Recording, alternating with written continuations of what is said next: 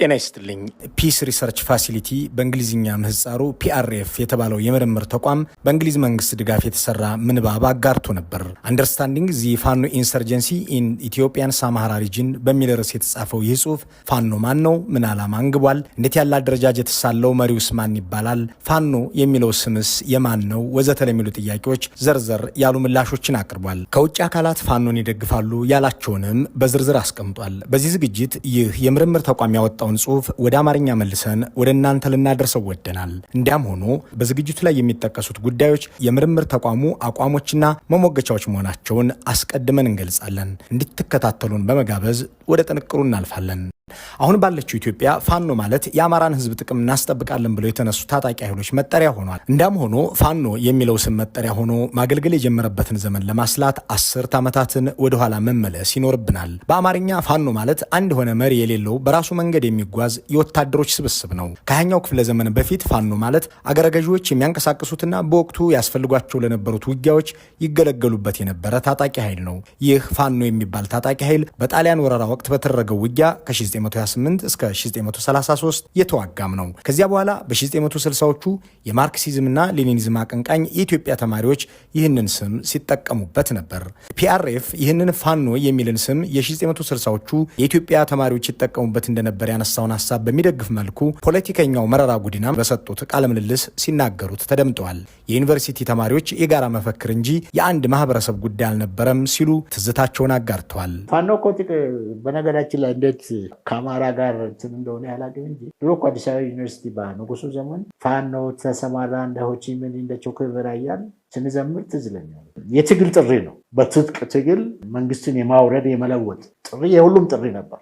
ፋኖ ተሰማራ አዲስ አበባ ዩኒቨርሲቲ ብዙ ጊዜ ስንዘምር ነበር እና የሽፍትነት እንትን የአመፅነት ባህሪ መግለጫ ነው እንጂ የአንድ ማህበረሰብ እንትን አልነበር።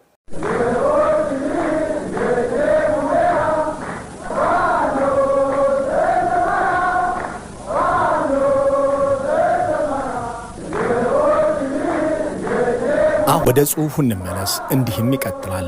በ1960ዎቹ የማርክሲዝምና ሌኒኒዝም ሐልዮት አቀንቃኝ የሆኑ ተማሪዎች ንቅናቄ አባላት ፋኖ የሚለውን ቃል ይጠቀሙ የነበረው ከአጼ ኃይለ ሥላሴ መንግስትና ከደርግ አገዛዝ ጋር ለሚያደርጉት ትግል ነበር። ፋኖ ተሰማራ እንደ ሆቺሚኒ እንደ ቼጉቬራ እያሉ ይዘምሩ ነበር። በቅርብ ጊዜያት በተለይም በ2008 ዓ.ም በአማራ ክልል እንቅስቃሴ ያደርጉ የነበሩ ወጣቶች ፋኖ ነን ብለው ብቅ አሉ። በአብዛኛው ሰላማዊ በሆነ መልኩ በሚደረገው የተቃውሞ እንቅስቃሴ ላይ የሚሳተፉ ነበሩ። ይህ ደግሞ ፋኖ የሚለው ስም ይታወቅበት ከነበረው የትጥቅ እንቅስቃሴ ጋር ተመሳስሎ እንዳይኖረው ያደርገዋል። ቄሮ ከተባለው የኦሮሞ ወጣቶች እንቅስቃሴ ጋር በማበርም ፋኖ የተባለው ኃይል የኢህአዴግን መንግስት የሚገዳደር ተቃውሞ ውስጥ ተገኘ። ይህም አብይ አህመድን ጠቅላይ ሚኒስትር እንዲሆኑ አደረጋቸው። ከጥቂት ዓመታት በኋላ ግን ፋኖ ፍላጎቶቹና ጥያቄዎቹ በአብይ አህመድ መንግስት ችላ እንደተባሉበት ተገነዘበ። ይህ መከፋት የፈጠረው ሰላማዊ ሰልፍም በአማራ ክልል በቃ በሚል መፈክር በ2014 ተካሄደ። በተለይም አማራ ተኮር ጥቃቶች ይቁሙ፣ በተለይ ከአማራ ክልል ውጭ በሚኖሩ አማሮች ላይ የሚደርሰው በደል ይቁም ተብሎ በሰልፍ ተጠየቀ። በሂደት የፋኖ ጠመንጃ ማንሳት ለአማራ ብሔርተኝነት ጥቅም ማስከበሪያ አስፈላጊ ነው ተባለ። ለአብነት ፋኖ በ2012 በአልፋሽጋ ግዛት አካባቢ ከሱዳን መከላከያ ጋር ተዋግቷል። የአማራ ህዝብ ለጥቃት ተጋልጦባቸዋል በሚላቸው ቦታዎች ላይ በተለይም እንደ ቤኒሻንጉሉ መተከል፣ የሸዋው አጣዬና በኦሮሚያ ልዩ ዞን አካባቢም ትልቅ ሚና ተጫወተ። የትግራይ ጦርነት ከፌዴራል መንግስቱ ጋር ሲጀመር ደግሞ ፋኖ ከፌዴራሉ መንግስት ጎን ተሰለፈ። በዚህም የአማራ ግዛት ናቸው እያሉ የሚጠሯቸውን ጸለምት፣ ወልቃይት፣ ጸገዴ፣ ራያና አካባቢዎችን መልሶ ለመያዝ ተጠቀመበት። የትግራዩ ጦርነት ፋኖ ካምፖችን ለማቋቋም ተዋጊዎችን ለመመልመልና ለማሰልጠን ሎጂስቲክስ ለማግኘትና ከመንግስት ጋር አስተዳደራዊ ግንኙነት ለመፍጠር ጠቅሞታል። ማህበራዊ መሰረታቸውን ለማስፋት አዳዲስ አባላትን ለመሳብና ወታደራዊ አቅማቸውን ለማጎልበትም ፋኖዎች ተገልግለውበታል። በዚህ ጊዜ መንግስት የመደበኛ አደረጃጀት ናቸው ማለት እንደ ስጋት ቆጠራቸው። በግንቦት ወር 2014 ዓ.ም መንግስት የፋኖ ታጣቂዎችን ወደ ማህበረሰቡ ለመበተን ተንቀሳቀሰ። በዚህ ጊዜ ከፋኖ ከባድ ተቃውሞ ገጠመው። ብዙዎች ይህንን እቅድ አሻፈረኝ አሉ።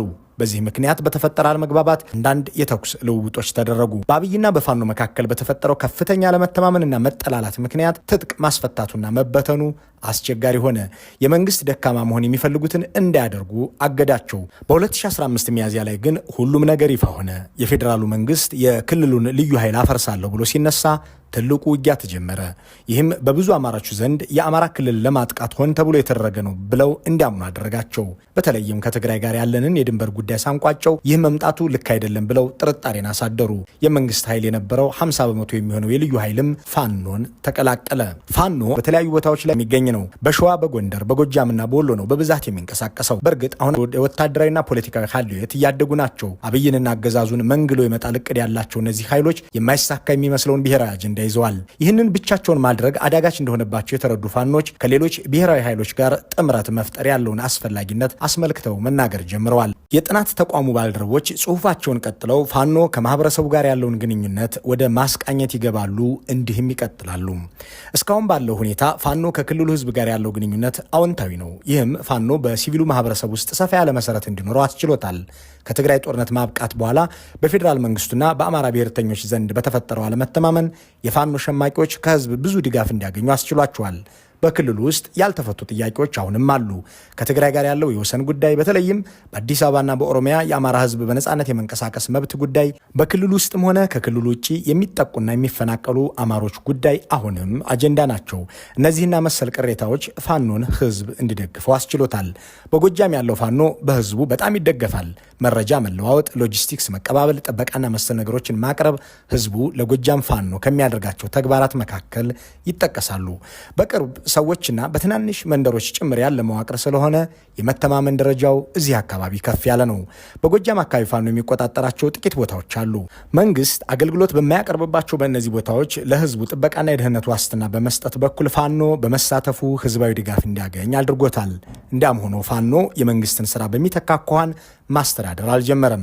በአንዳንድ ዋና ዋና መንገዶች ላይ ኬላ አቁሞ የቀረጥ ስብሰባ የሚመስል ነገር ሲያካሄድ ቢስተዋልም እያስተዳደረ ነው የሚያስብል አይደለም። ለአንዳንድ ፖለቲካዊ ጠቀሜታዎች ተብሎ እንደ ጎንደር፣ ባህር ዳር፣ ወልዲያ፣ ደብረ ብርሃን፣ ሸዋሮቢትና ላሊበላ ባሉ ከተሞች ፋኖ የሚያደርጋቸው የማጥቃት ሙከራዎች የህዝቡን መከራ እያበዙ ናቸው። ጉዞዎች እንዲታቀቡና አስገዳጅ ወታደራዊ ምልመላዎች እንዲካሄዱ መደረጉ ፋኖ የሚኖረውን ህዝባዊ ድጋፍ መሸርሸሩ አይቀርም። በተለያዩ የገጠር አካባቢዎችም ከመንግስት ኃይሎች ጋር የሚያደርጉት ውጊያ የበርካታ ሰላማዊ ዜጎችን ህይወት እየቀጠፈ ነው፣ ንብረትም እያወደመ ነው። ይህ ጦርነት ረዘም ላለ ጊዜ የሚቀጥል ከሆነ ለፋኖ የሚደረገው ህዝባዊ ድጋፍ ሊዳከም ይችላል። ወጥ ወታደራዊ አመራር፣ ህብረትና የጋራ ራዕይ የሌለው መሆኑን ህዝብን ተስፋ እያስቆረጠ መሄዱ አይቀርም። መንግስት ፋኖን የሚደግፉትን ያስራል፣ ያንገላታል። ፋኖ ደግሞ ከመንግስት ጋር ሰርታችኋል ብሎ እርምጃ የሚወስድባቸው ሰዎች አሉ። ይህም የህዝቡን ፍዳ ነው። የፋኖ የህዝብ ማንቀሳቀሻ መሳሪያ ሆኖ እያገለገለ ያለው ደግሞ የኦርቶዶክስ ክርስትና ነው። የትግል መርሃቸውንና የአማራ ብሔርተኝነትን ከሃይማኖት አንጻር የሚናገሩ የፋኖ አመራሮች ጥቂት አይደሉም። ይህ ደግሞ በክልል ውስጥ ያሉ ሙስሊሞችን የመገለል ስሜት ይፈጥርባቸዋል። ምንም ሆነ ምን ፋኖ በተበታተነ አኳኋንም ቢሆን በሚያደርገው እንቅስቃሴ በአካባቢያቸውም ሆነ በሀገራዊና ዓለም አቀፋዊ መንገዶች ግንኙነት ያደርጋሉ።